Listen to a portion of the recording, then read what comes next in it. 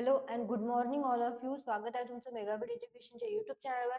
तर चला बघूया आपण आजचे words, व्होकॅब्युलरीचे words, one word substitutions आणि इडम्स अँड फ्रेजेस. तो फर्स्ट वर्ड काय आहे? फर्स्ट वर्ड आहे क्यू. क्यू म्हणजे काय होते? संकेत देणे, इशारा करणे. हे मराठीमध्ये त्याचा अर्थ होतो संकेत, इशारा किंवा सूचना देणे. ओके, त्याचं मीनिंग आहे a thing sed or done that serves as signal to an actor or other performer to enter or begin their speech or performance. म्हणजेच एखादा ऍक्टर आहे त्याला ऍक्शन असं आपण संकेत, असं डायरेक्टर जो आहे तो संकेत देतो तेव्हा तो ऍक्शन स्टार्ट करतो, ऍक्टर ऍक्टिंग करतो. सेम स्पीच जो आहे, स्पीच देत आहे तर त्याला स्टार्ट म्हटल्यावरच तो स्पीच स्टार्ट करते. सो तेच जे आहे ते त्याला काय म्हणतो आपण? संकेत देणे म्हणजे क्यू देणे. सो क्यू म्हणजे मराठीमध्ये होते संकेत,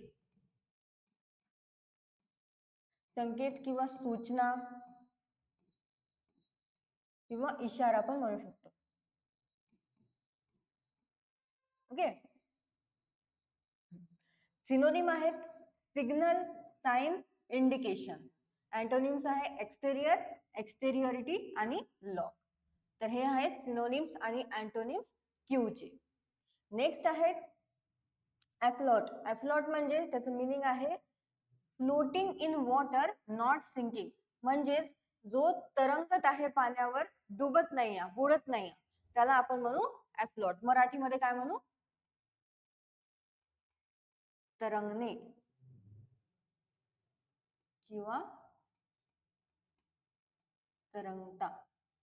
सिनोनिम आहेत बियॉन्ड आणि फ्लोटिंग. अँटोनिम्स आहेत संक, सिंकिंग, प्लंज, डाइव. ओके, आणि सबमर्शन. तर हे आहेत सिनोनिम्स आणि अँटोनिम्स कशाचे? ॲफ्लॉटचे. ॲफ्लॉटचा मराठीमध्ये अर्थ होतो तरंगणे, तरंगणे असा अर्थ होतो ॲफ्लॉटचा मराठीमध्ये. नेक्स्ट आहे डिप्लॉइंग. डिप्लॉइंगचं मीनिंग आहे मूव ट्रूप्स और equipment into position for military actions. तर मिलिटरी ऍक्शन्स मध्ये जसे की ट्रूप्स असतात मिलिटरीचे आणि इक्विपमेंट्स असतात. तर समजा एखादं वॉर चालू आहे किंवा वॉर होणार आहे तर त्याकरता काही ट्रूप्स जे आहे मिलिटरीचे ते तिथे डिप्लॉय केले जातात किंवा इक्विपमेंट्स पण आहेत, तर ते डिप्लॉय केले जातात. ते डिप्लॉय म्हणजे काय होते? तैनात केलेले आहे त्या बॉर्डरवर. जी पण बॉर्डर आहे जिथे वॉर चालू होणार आहे तर तिथे काय ते ट्रूप जे आहे ते तैनात केलेले आहे, म्हणजे ठेवलेले आहेत. तर त्याला काय म्हणू आपण? डिप्लॉयला काय म्हणू मराठीमध्ये? तैनात करणे. तैनात करत आहे. डिप्लॉइंग म्हणजे तैनात करत आहे आणि डिप्लॉय करणे म्हणजे तैनात करणे.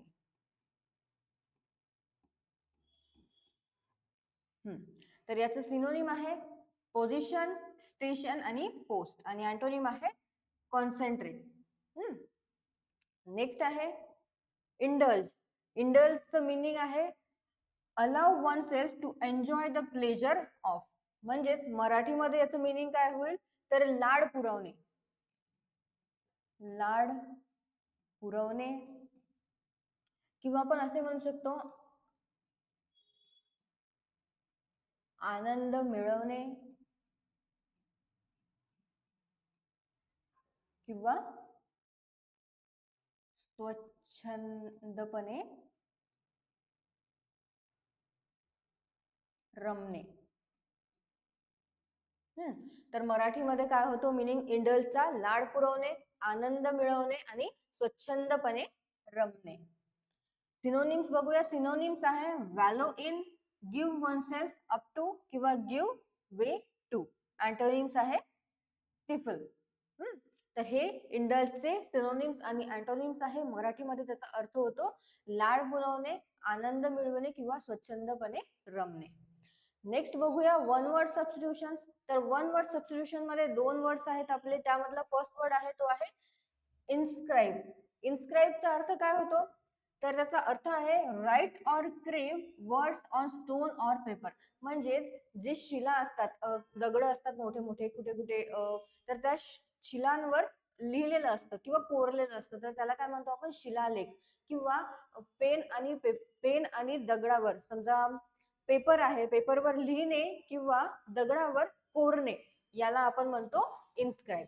तो याचा मराठीमध्ये अर्थ आहे शिलालेख आणि किंवा कोरणे सेवा, कोरणे पण म्हणू शकतो आपण, किंवा काय केलेलं आहे, स्टोनवर कोरलेलं आहे, दगडावर कोरलेलं आहे, तर त्या कोरण्याला म्हणत असते इन्स्क्राईब. नेक्स्ट वर्ड आहे इन्सॉल्वंट. इन्सॉल्वंटचा काय अर्थ आहे, अनेबल टू पे वन्स डेप्ट, म्हणजे ज्याच्याकडे डेप्ट नाही आहे, म्हणजे पे करायला डेप्ट नाही आहे, वन्स डेप्ट. ओके, अनेबल जो पे नाही करू शकत त्याचा डेप्ट, म्हणजेच तो काय आहे, निर्धन आहे. तर इन्सॉल्वंट म्हणजे काय होते, निर्धन. मराठीमध्ये इन्सॉल्वंटला आपण म्हणतो निर्धन. नेक्स्ट बघूया इडम्स अँड फ्रेजेस. इडम्स अँड फ्रेजेस मध्ये फर्स्ट आहे bring the house down. Bring the house down चं काय मिनिंग आहे, something that brings the house down is acclaimed and praised vigorously. म्हणजेच एखादा कोणी परफॉर्म करत आहे, जसं अरिजित सिंग आहे, तो परफॉर्म जेव्हा करतो तो काय मिळवतो, वाहवाही मिळवतो. तो इतका छान गातो गाणं की तो वाहवाही मिळवतो. तर जे वाहवाही मिळवणे आहे त्याला आपण इंग्लिशमध्ये काय म्हणतो, ब्रिंग द हाऊस डाऊन, म्हणजे वाहवाही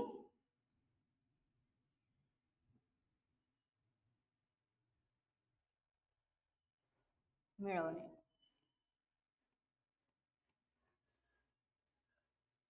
वाहवाही मिळवणे म्हणजेच ब्रिंग द हाऊस डाऊन.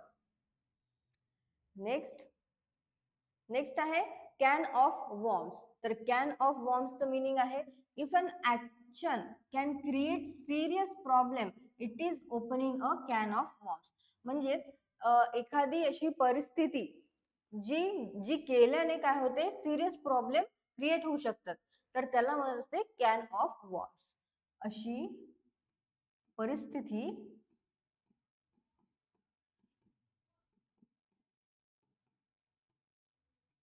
जी केल्याने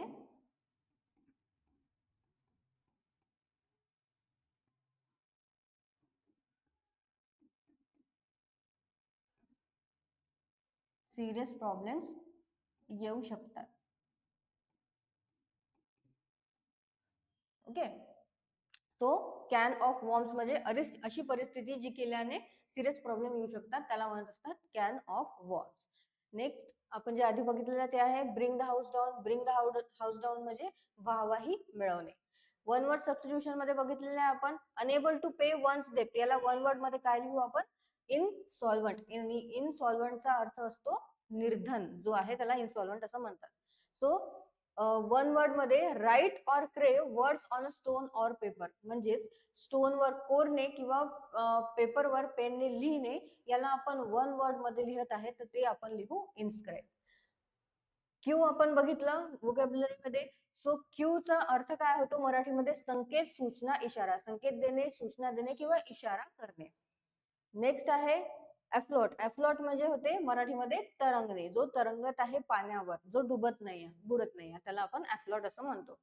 डिप्लॉइंग. डिप्लॉइंग म्हणजे शस्त्र जे आहे, एखादं युद्ध चालू आहे तर युद्ध होण्याच्या आधी काही सोल्जर जे आहेत त्यांना बॉर्डर्सवर तैनात केले जातात, तिथे त्यांना थांबवल्या जातात, किंवा काही इक्विपमेंट्स जे आहे मिलिटरीचे ते पण सुद्धा तिथे ठेवल्या जातात वॉरच्या आधी, तर त्याला आपण म्हणतो तैनात केलेले आहे, म्हणजे तिथे डिप्लॉय केलेले आहे सोल्जर्स आणि शस्त्र इक्विपमेंट्स.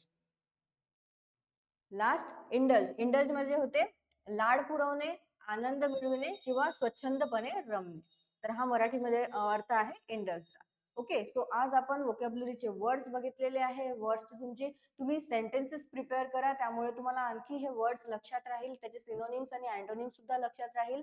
मेन म्हणजे इडम्स अँड फ्रेजेस सुद्धा तुम्ही लक्षात घेत चला, ते पण इंग्लिश सेक्शन मध्ये विचारल्या जातात एक्झाम्स मध्ये. ओके.